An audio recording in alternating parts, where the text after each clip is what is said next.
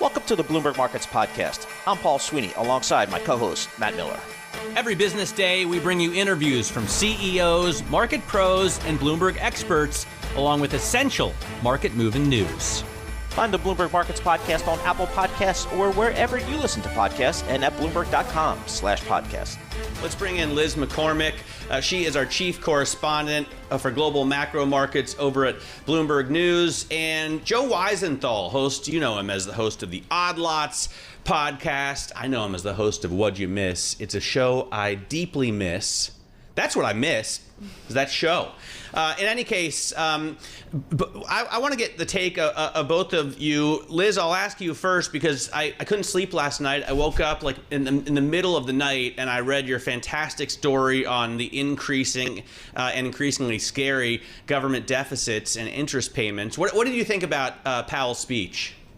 Well, I think Powell, like you guys were saying, I think he did what he wanted. He wants to leave himself like Mohammed Al-Arian said, full optionality. He's not boxing himself into a corner. He didn't give at all on, they're going to give up on the 2% target. The job isn't done. He noted a few good things, where inflation's come down. But I think he doesn't want to give any signal, like markets pricing. He's not going to do anything in September, him and his folks. But that there could be more. And I think him saying, if things remain resilient, we could do more. It just kind of goes in line with all these predictions. I think, we will see what happens, and it's all about the data, right? If the data comes out stronger, inflation picks up, they could do more. Like Craig Torres always tells me, they'll do whatever they want, Yeah. Well, I want to talk. We had a story out from our Ruth Carson about the R-star, the theoretical level at which rates neither stimulate nor restrict an economy. And Jay Powell did have something tiny to say about that. He said we cannot identify with certainty the neutral rate of interest. And we've never been able to. Right? It's an abstract number. It's theoretical. It's ephemeral. I mean, all of a sudden people are acting like R star is calculable. Well, I don't understand where has this debate coming from? Well, Joe, that's why I want to bring you in. What is the rate of the neutral rate here? All right, you ready for my big number? I'm going to yes. reveal the new. I heard it was 2.5. I think it may be 2.55% now. No, I have no idea. But what's interesting to me is that it's prior to the speech. Everyone's like, well, what's the buzz in Jackson Hole? What do people talk about? And people are like, oh, is he going to give a speech about like where our star is now and something theoretical, or is he going to maybe talk about productivity gains? Like, this is an academic conference in theory. Last year, he Powell's speech was like almost infamously short, like 8 minutes. And he's just like, we're not here to make friends. We're just here to, get inflation down. And so this year was like basically the same thing. And it's once again, he sort of passed on the opportunity to deliver some like theoretical academic monetary policy speech. And he basically said, this time in a few more words, but not, we're still just, our job is to get inflation down. And, there's some progress and there's some signs of encouragement, but it's still too high and there's still more work to do. So I do think it's interesting that while people have these discussions about what is our star and can we know it in real time and is this a useful guide, he did not come here to address that question. And to the extent he did talk about stars, he's like, well, it's a cloudy sky, so we probably can't see the stars anywhere. But Joe, we know what we don't know, right? We know we can't know our star in real time. Everyone, I've never thought of this as a number someone could pinpoint. Even he's not a theoretical academic, right. Jay Powell. So especially he doesn't know what it is. Well, bond investors, that's what they do. They would say, hey, we're trying to figure out our bond math. This is what we price off of. It's our biz, so we're going to make an estimate. People are watching. I think Joe has talked about this before. The dots, we know the median is stayed at 2.5, and that's the nominal neutral rate, but the average is moving up. So that's what bond people do, right? They're supposed to be ahead of the game. But I think you're right. I mean, I come from a math background. Things like even term premium is a residual, stuff that's, that you can't pinpoint estimate, but the bond people, that's what they're about, kind of speculating and doing their models and whatnot. Yeah, Liz, was there any sign that like the long-term dot plot has changed at all in this speech? Well, no, not in this speech, but I will say, the quarterly economic figures they put out with the dot plot.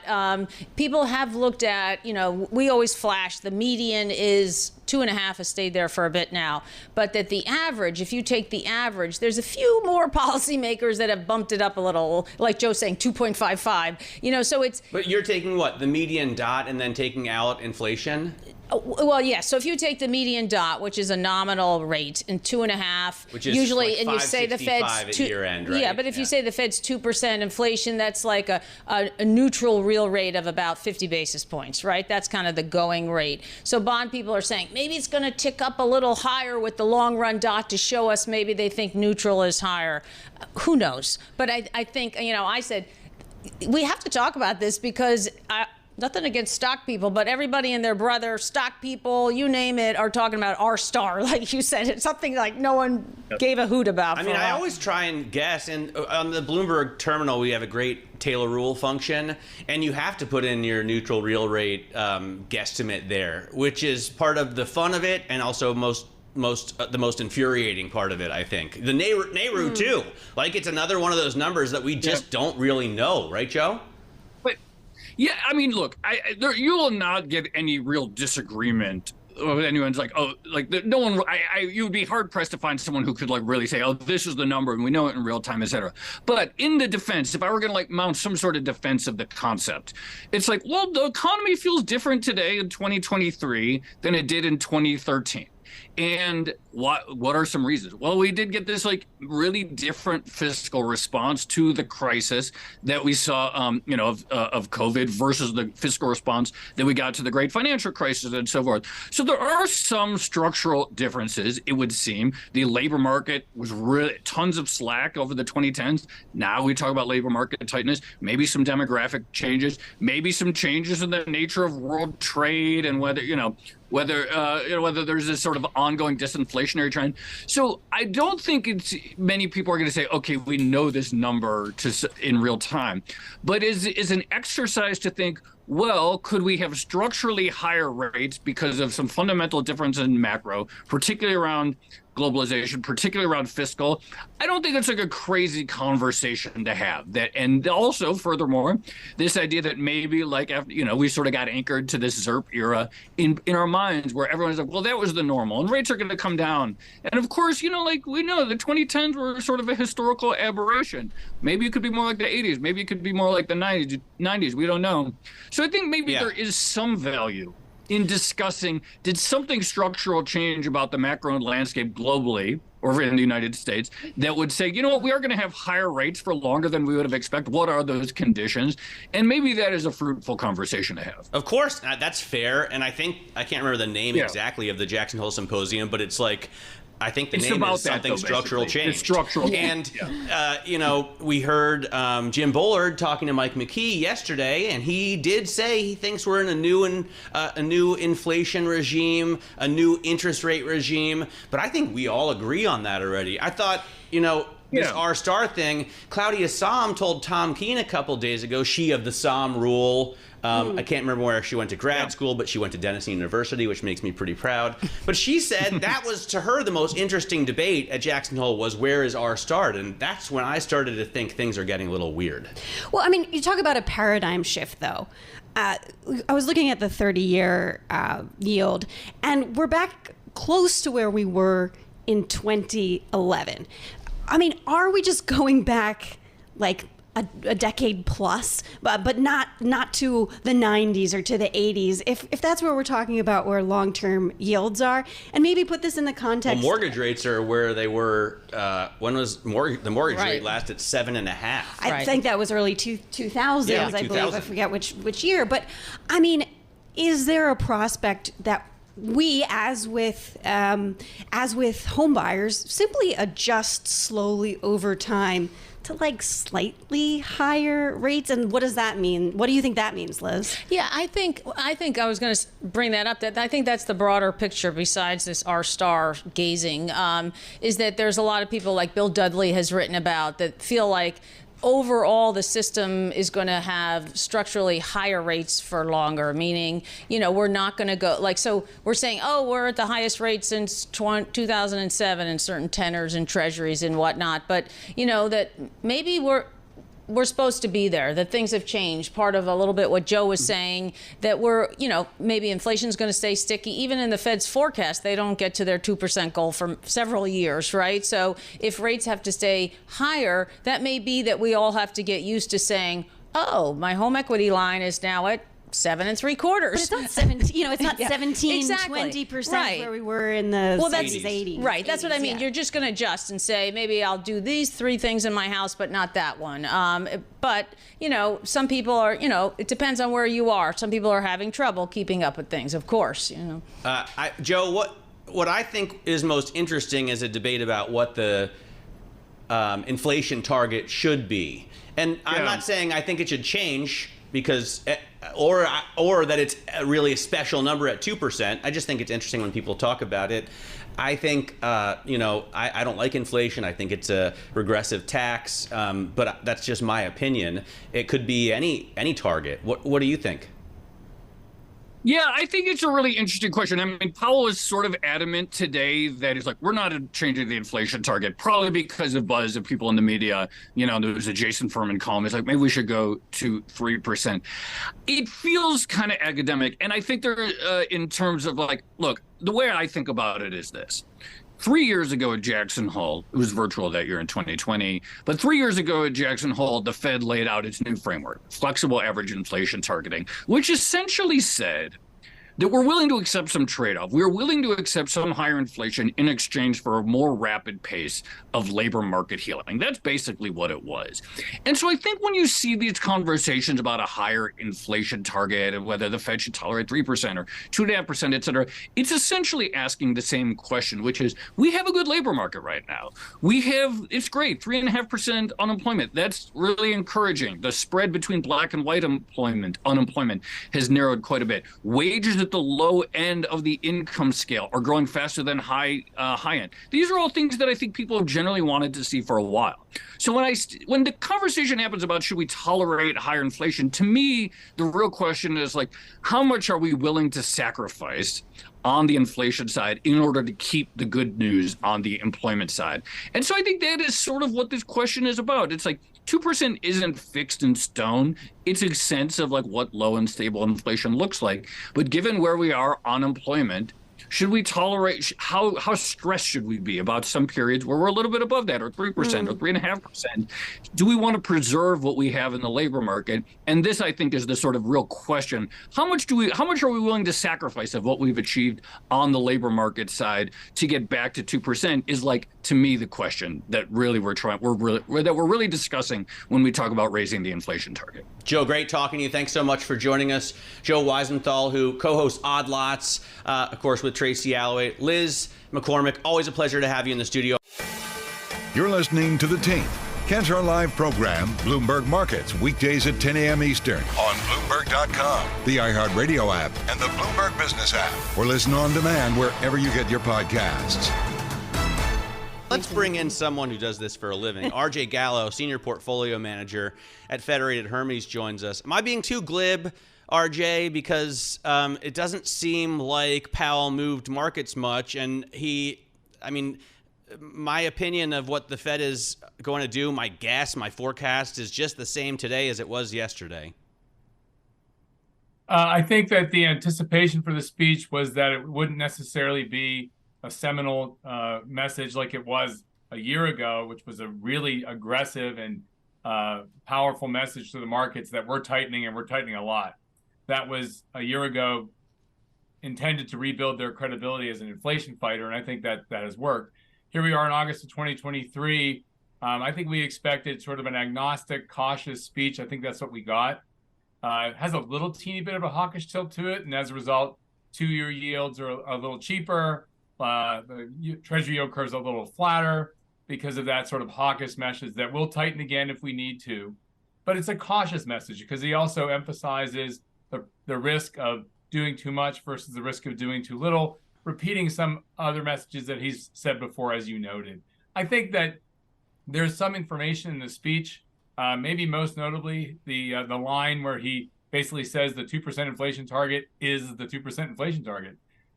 He's trying to push back, I think, on media speculation and market speculation that the Fed will want to increase its inflation target over time. That was probably a subtle but important point that was added here for specific purposes, I believe. One thing that did change, the Fed swaps beginning to price out the first 25 basis point rate cut, whopping next June, moving to next July. I mean, does that change your positioning in treasuries at all? Does that make you any less eager to purchase, I think, medium to long-term duration, or is this sort of just all noise here for you? I think we're living in a challenging time. Many on Wall Street, many investors have been expecting that the cumulative impact of the aggressive Fed tightening would have produced a sharp growth slowdown, perhaps a recession by now. That had been our internal call within Federated Hermes fixed income. We've positioned to lean a little bit long duration and up in quality, reducing weightings in high yield and investment grade, for example, to underweight positions in anticipation of that economic outcome. And it has not happened. The economy has not just been resilient, it's been strong, supported by the consumer, supported by government spending. Inflation, fortunately, has come down. Otherwise, yields would be a heck of a lot higher than they are today. Imagine what yields would look like if inflation was still 6, 7, or 8%, and the economy was plugging along at high rates, relatively high rates of growth. So the inflation story has worked, but the recession outcome has not. Our view is ultimately we are going to see some diminished growth path. We keep pushing that back. Today's news doesn't change our positioning per se, but I think it does emphasize the degree to which the Fed is very committed to seeing inflation return back close to its 2% target. And that means they're not in a hurry to ease. They anticipate there'll be some easing in growth. Powell explicitly talked about jolts weakening in his comments today. He also talked about the lower rate of non-farm payroll job creation that we've been seeing recently. Positive, yes, but at lower pace. And I think on net, this is the news today was not hugely market moving, but it doesn't change our view. We still lean a little long. We're still up in quality. We think that growth slowdown will come. Yeah. A couple days ago, I was talking to Michael Darda over at MKM, and he said, we were talking about high yield. He said he thinks junk is, his words, insanely expensive. And when I look at delinquencies, any chart or credit card usage, it just goes up and to the right recently. Are you expecting to see more defaults? Shouldn't investors get more more reward for that kind of risk? That's part of the reason why we are, in fact, up in quality. We think on the macro front, the consumer has been spending at a breakneck pace, and they're pulling down on the COVID era excess savings, I think we call it these days. Eventually, that's going to run pretty thin for mid and lower income households. We're bringing back the student loan payments. That's going to have some impact. So we think the consumer is going to fade. With respect to high yield, we think the valuations are too tight. We were underweight during the rally. We've missed some of that, admittedly, but we're not going to chase it now. We think that because the fundamentals should weaken and we think there will be some uptick in defaults, that we want to see wider spreads before we start getting back in more constructive on high yield. We were talking with our chief economics correspondent, or I think that's her title, Liz McCormick, just a few minutes ago, and she had a great piece out about how U.S. budget deficits exploding, no end in sight, and there are economists very worried about the potential for that to drive up Treasury yields in the long term. But there's sort of this interplay, right, around what the Fed wants to do versus the U.S. fiscal health. I mean, do you see that having any impact when you think about the kinds of risk you're taking in the long term?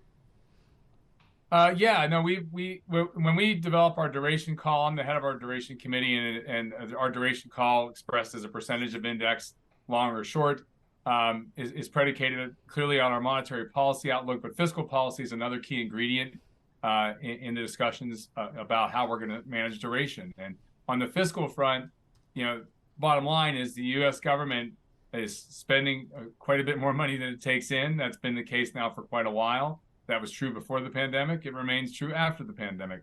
Neither party seems to really believe in fiscal discipline when they actually have the control of Washington. We saw that when the Republicans had complete control during the early Trump years. They just spent more and taxed less, and the deficit went up.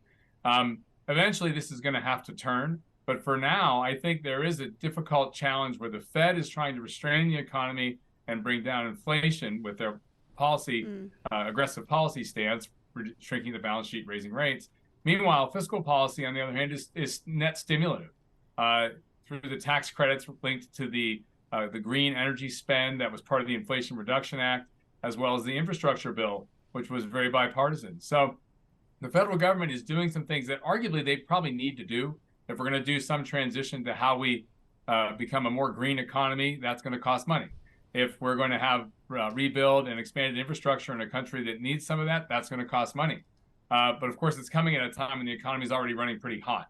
And so it is working at cross purposes with the Fed to some degree. And that's why our duration long, we're not max long. We're not even a quarter max long. We're leaning long because we think that fixed income is repriced to the point now where it creates value to investors as income is real in a real sense, net of inflation expectations. And we think ultimately some slowdown in the economy will occur. But the fiscal stance is going to support the economy while the monetary stance is trying to restrain it. How slow, how bad do you think it'll be, RJ?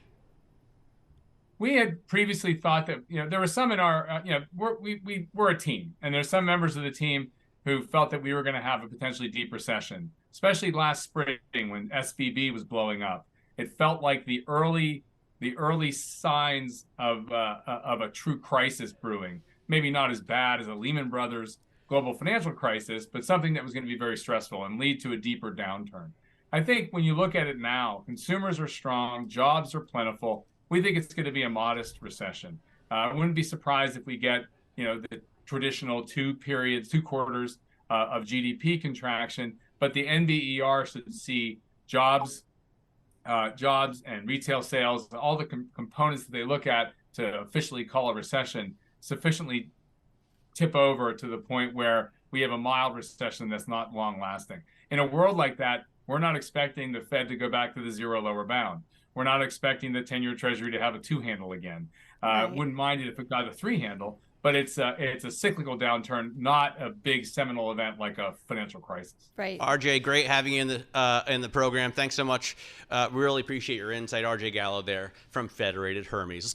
You're listening to The Tape. Catch our live program, Bloomberg Markets, weekdays at 10 a.m. Eastern on Bloomberg Radio, the TuneIn app, Bloomberg.com, and the Bloomberg Business app. You can also listen live on Amazon Alexa from our flagship New York station. Just say, Alexa, play Bloomberg 1130. Let's ask a professional investor. Yes. Katerina Simonetti joins us right now. She is the Senior Vice President, Private Wealth Advisor over at Morgan Stanley. And Katerina, the one thing that I look to that's a little confusing is the dot plot. And I know it's not supposed to be a forecast, but these are, essentially the Fed participants' own individual forecasts, and they call for 4 cuts next year if we get another hike. On the other hand, Powell has said rates are going to stay this high for years, and everybody seems to know that unless something breaks, they're not going to cut. What do you think? Well, Matt, thank you for having me on the show.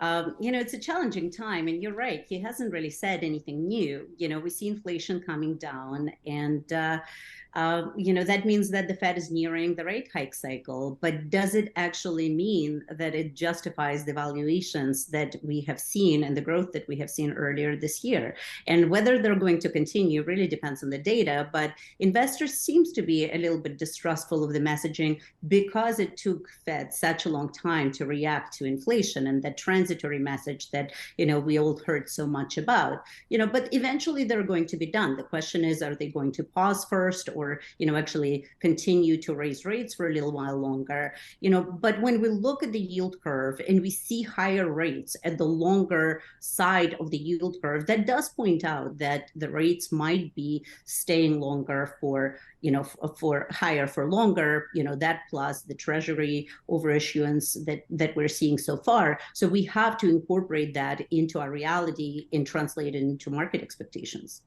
Well, we've got a couple weeks before our next Fed meeting. There is, when you look at the swaps market, it is pricing in a 21% chance that we could see a second hike here. November's a little bit higher. What's your take? What would we need to see to actually change those expectations, make that a real thing? Well, the earnings are slowing, and that's a good thing. And inflation is coming down. So Fed is seeing a lot of the data that they're hoping to see. But at 3%, they're really not close to the target number.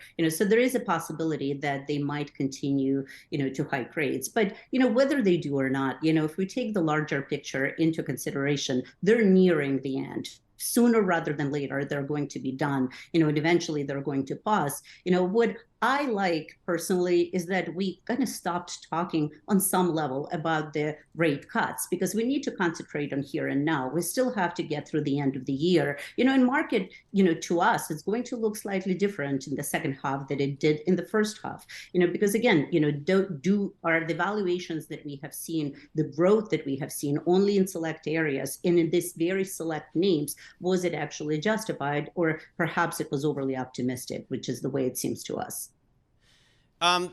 We heard some interesting statements yesterday from Nikki Haley, former governor of South Carolina. She's running for president, concerning the retirement age. And I wonder what you take from those statements. I mean, it's going to be a drastic change, though not necessarily unexpected or difficult to understand if we raise the retirement age here in the U.S. What does that mean for some of your clients? Well, our clients are concerned because, on one side, of course, nobody likes that notion of kicking the can down the road and taking the responsibility of funding the retirement benefits for our retirees, to the next generation. But at the same time, we have to be responsible, and we have to take a close look, at the numbers, because on our side, we see investors, on one side, really hoping for the short landing, for the soft landing, I apologize, but also being very cautious of the market, because so much of the retirement income has to come from personal savings. Now, good news, of course, is that we are in the high interest rate environment, and then investors right now can get higher yields, in anything from money market to, any area of fixed income. But retirement age is a big subject, and it should be addressed sooner rather than later. What do you think is appropriate for a retirement age? I ask this because I see you listed as the corporate retirement director at Morgan Stanley. Well, of course, and if the calculation is based on the actuarial assumptions, and the way that the Social Security is funded. So it's not an easy question to answer, but on my side, as financial planner, we will plan for any age. We just need to understand what retirees, should be preparing for. But it's a really larger conversation and a big complicated calculation. I'm planning to retire when I'm I'm having a kid in November. I'll be 50, so she'll be done with college when she's 20. So I think I'll retire around 72. That makes sense to me. That would be a significant hike from where the expectation is. I think maybe 75. I may have to work a little bit longer, actually, now that I think about it. College costs, Yeah, it's tough. I mean, so give us quickly, I think we only have about 30 seconds here. Where are you putting your marginal dollar for your clients at the moment? Simone, we tell investors to be defensive, to stay with quality, with large cap in the areas like, industrials and financials, healthcare, materials, to look at dividend income, and, to flight to safety. It's not a bad thing when interest rates are this high, so we are cautioning our clients to be defensive until, things normalize a little bit, until at least through the end of the year. All right, Katerina, great to get your take. Thanks so much for joining us on the all-important Jackson Hole speech day. Katerina Simonetti there. She is Senior Vice President and a Senior Portfolio member, as well as Corporate Retirement Director over at Morgan Stanley.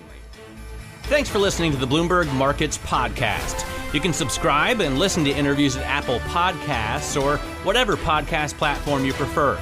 I'm Matt Miller. I'm on Twitter at MattMiller1973. And I'm Paul Sweeney. I'm on Twitter at PT Sweeney. Before the podcast, you can always catch us worldwide at Bloomberg Radio.